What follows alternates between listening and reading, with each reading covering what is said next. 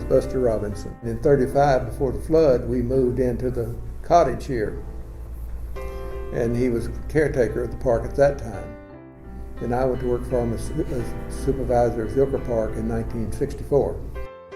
Jack gave me the wonderful opportunity at the time. He probably didn't know me well enough not to give me that job. So he hired me as the Zilker Park manager and moved in there in March of '74. We moved in shortly after we married. It was a busy year. And then 4 years later we had Mary Catherine, and then 19 months later we had Jamie.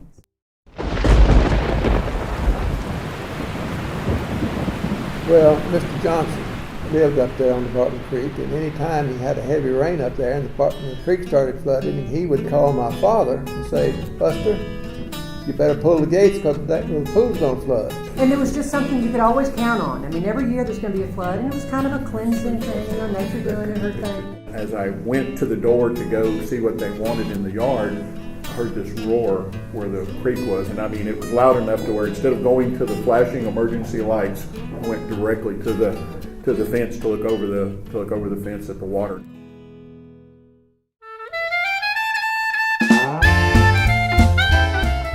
Will was born in November, so he went to his very first tree lighting in '75. He went to his 36th.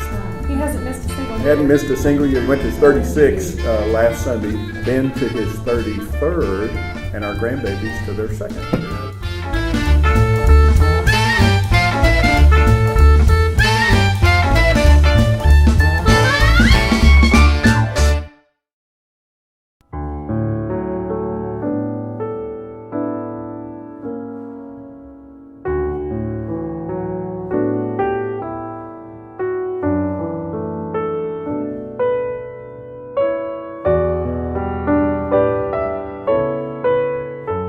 Kind of a family It's affair. definitely a family. It's always a family affair when you live in that house.